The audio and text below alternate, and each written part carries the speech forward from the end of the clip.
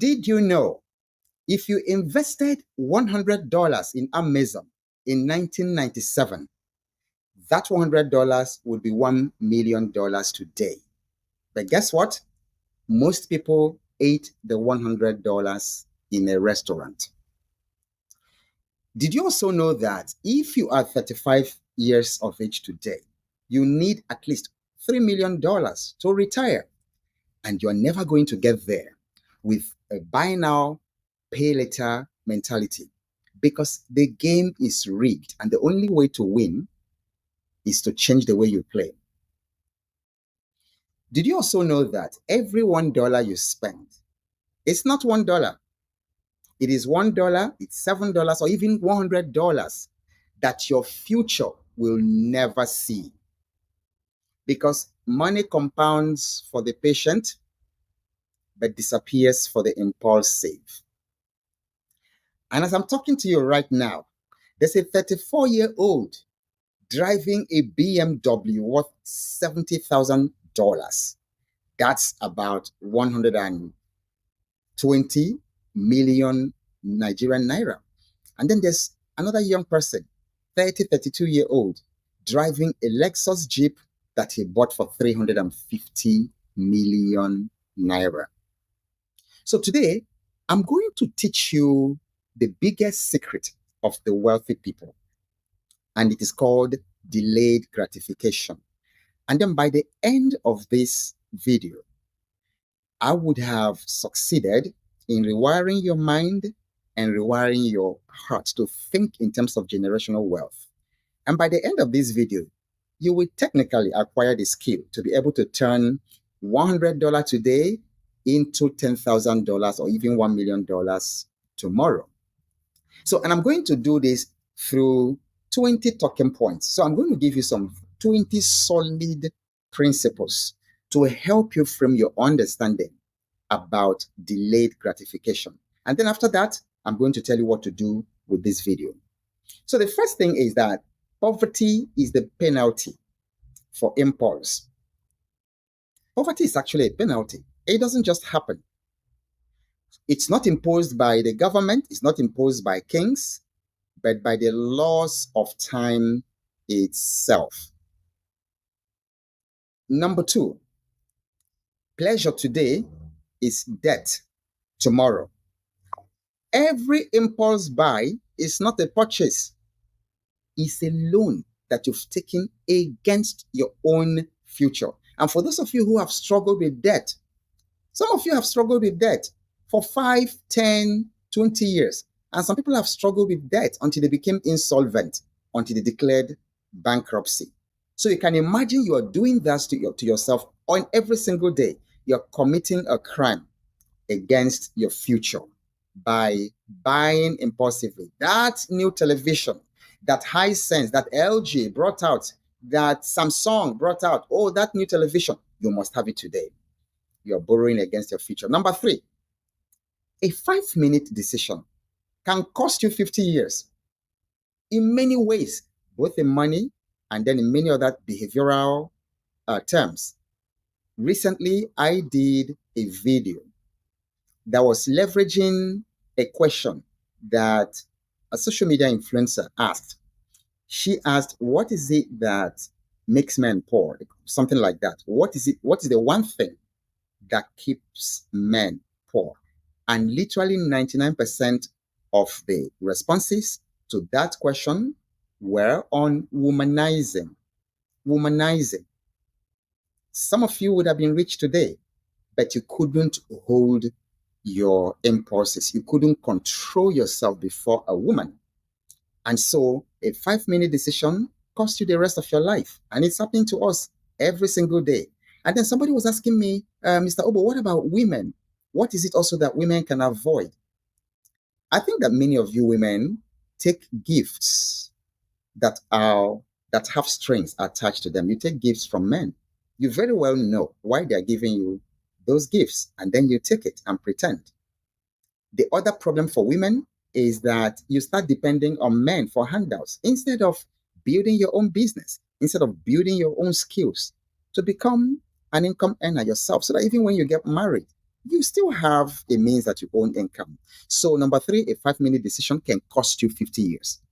Number four, luxury bought too early becomes poverty in disguise. So, a gentleman can buy money, just a very massive real estate deal that he had. And then instantly, seeing this amount of money that he had never seen all his life, instantly he started upgrading his life. He discarded his car, bought a brand new car, he upgraded to a new neighborhood. And in fact, he paid rent twice. He went to the first neighborhood. The landlord, after 3 months, the landlord complained about how he was parking his car or something. And then he abandoned the rent he had already paid there because the money was there and went and paid another rent. Highbrow area. Started traveling around the world, started spending spree, going to shop in Dubai, all kinds of things.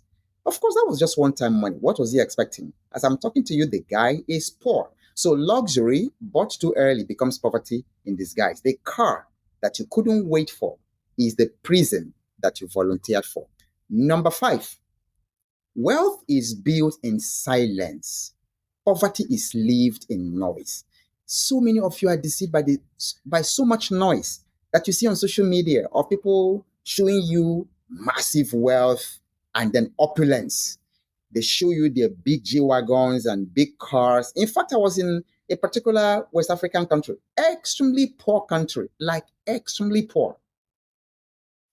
But on the major street, there were all kinds of nightclubs which weren't even owned by the Africans, owned by Lebanese and Indians. And that is the whole stretch. But you see, the citizens, those Africans will come there with big cars, Range Rovers, G wagons, all kinds of things. In the night, they will come there. They don't own the business. It's owned by foreigners, but they go there with big cars, with luxury. So much noise. So, but wealth is built in silence. Poverty is lived in noise. The loudest spender is always the weakest builder. And some of those people, once they access the public funds that they are stealing, goes, they default almost fantastically to poverty. Number six, the rich plant, the poor eat. So if you eat the seed today, you starve tomorrow. That is basic common sense. Even a 6-year-old knows that. If you plant it, you feast for life. But you see, poor people spend time eating. They even sang a song, allow me to enjoy myself. Allow me to enjoy. I'm not holding you. Go ahead and enjoy yourself. But don't come back to me in the future, knocking at my gate and begging for food. That's what delayed gratification, lack of delayed gratification will do to you. Number seven, every fortune begins with a refusal. The wealthiest men are not those who said yes, but those who had the courage to say no to a very beautiful woman. A man was telling me an unusual story just 2 days ago. So he's a lecturer, and a female student came into his office to directly seduce him, to directly ask for him to sleep with him. And that moment could have changed his destiny forever if he hadn't refused. So every fortune begins with a refusal to buy things that you know you can't really afford at this time, a refusal to travel, to start traveling around the world using your salary, cannibalizing your capital, a refusal to comfort today in exchange for treasure tomorrow. Number eight, he who masters hunger masters wealth.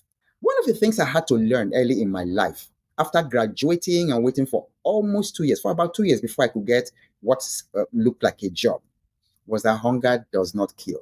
After graduating and finishing my mandatory national youth service, I looked for a job everywhere. At some point, my mother said, my son, come home and stay in the village with me. My kitchen is abundant. It can feed you. And I said, Mom, at this age, I was 20, what at the time, maybe 24. So I said, my problem at this time was not food. I have to do something with my life. I could just come. I could have, mothers are mothers. So I was suffering in Lagos, suffering hunger. But after that experience for 2 years, I concluded that hunger does not kill. Okay, so if you cannot tame your stomach, You cannot command your fortune. And some people say that man must work. That's a terrible mindset. No, man must not work. Work is pidgin English for eat. No, man must not work. And as a matter of fact, Jesus actually said it better. The man shall not live by bread alone, but by every word that comes from the mouth of God. So he who masters hunger masters wealth. Number 9, discipline is interest paid in reverse. The restraint you show today compounds like gold tomorrow. You cannot talk about generational wealth without mentioning discipline. Number 10, he who cannot wait cannot own. Ownership belongs to the patient people. Renters are the children of haste. So if you cannot wait, you cannot own. Number 11, every coin you spend is a soldier. You either send them to work for you or they default to entertainment. So every money you get, you should ask yourself, before you spend that thing, am I sending this soldier to work for me? Or am I sending that soldier for pleasure? Number 12, gold, talking about wealth, grows for those who wait. So, as we say in this part of the world, time is the sale of wealth. The impatient uproot their riches before they sprout. Not long ago, I actually needed a car. I still need a car. I want a car to be able to move around town. So, but in the city, there are tricycles, better known in Nigeria as keke, and that's what is used for transportation here. And I just told myself, wait a minute, this thing can wait.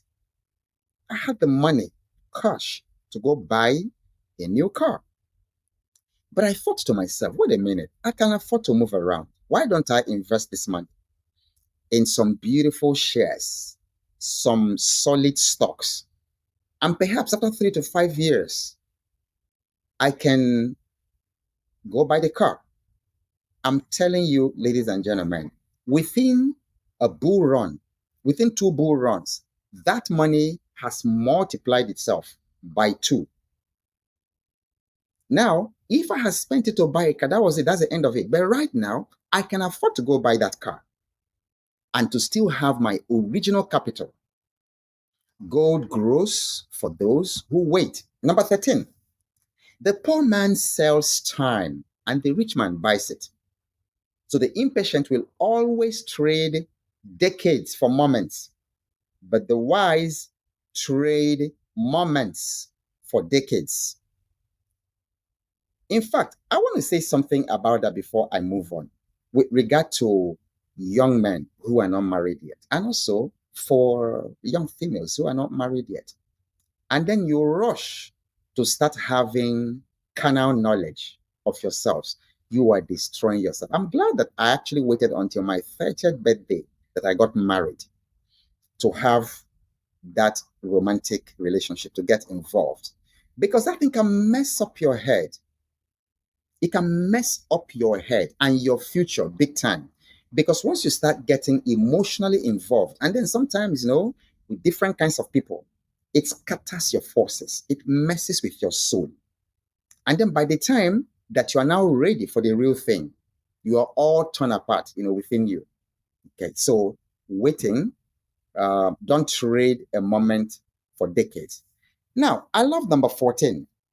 The future is always on sale, but only those who save today have the currency to buy that. Do you know right now the incredible investment opportunities are available in the stock markets around the world, in the US stock market, in the crypto bull run that is about to happen? But guess what? Many of you don't have money to get it. Do you know how many people right now want to sell their assets, their land, their property, their building, their house for a major discount because they want to relocate? They want to relocate abroad.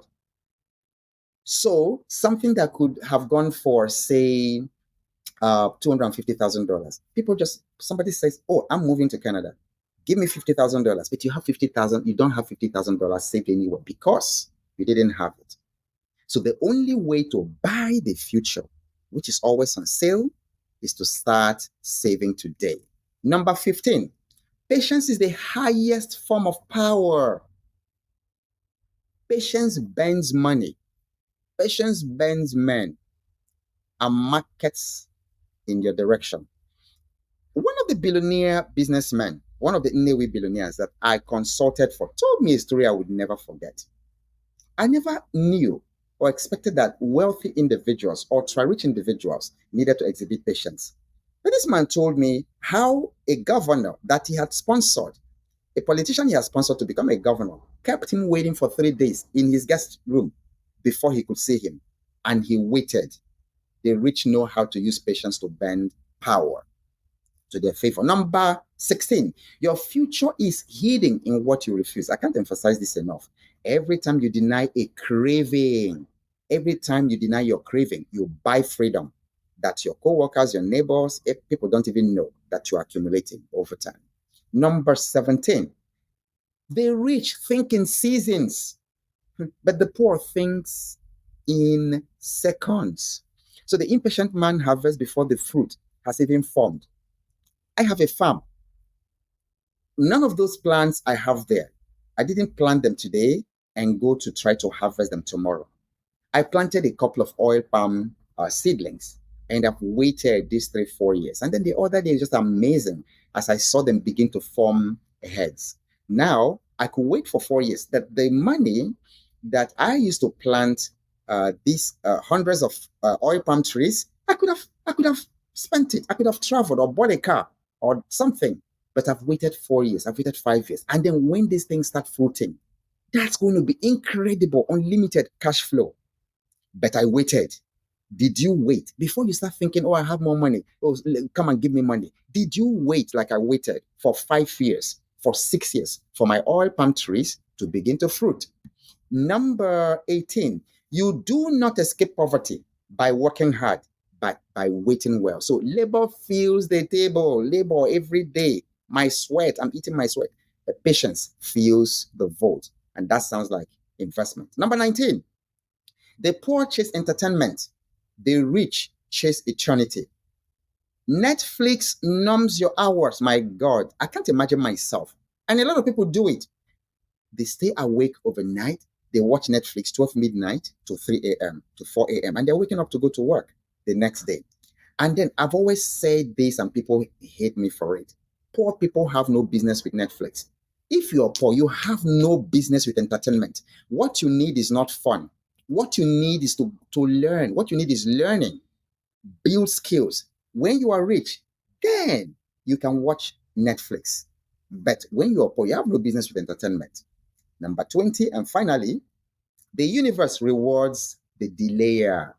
Every empire was built not by speed, but by seeds patiently left in the ground. And so you look at all the wealthy families that you know in the world. You can mention them, the Vanderbilts, the Rockefellers, the Fords, all these people. It started as a seed. People who have been wealthy for 100, 200, 300, 400 years. It was a seed patiently left in the ground. And the question I want to ask you is, the day you exit this planet, is that going to be odd? A lot of people exit every day, and that's all. Why? Because they did not practice delayed gratification. So there's no legacy, there's no inheritance. And then your offspring have to start all over again. And that is why you are in third generational poverty and you are handing over fourth generational poverty to your children because you can't delay gratification. What does this mean to you?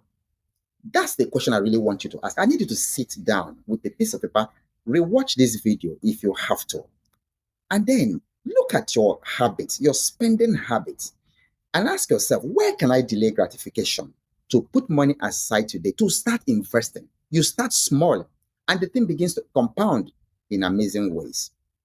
And then if you want my guidance, go to the description of this video and then enroll for the Financial Fitness Challenge, my mentorship group, and go through the program and also have access to my guidance to help you to build generational wealth and purpose. Whatever happens, keep showing up because you have no idea what's coming your way next. And I'll see you in the next video.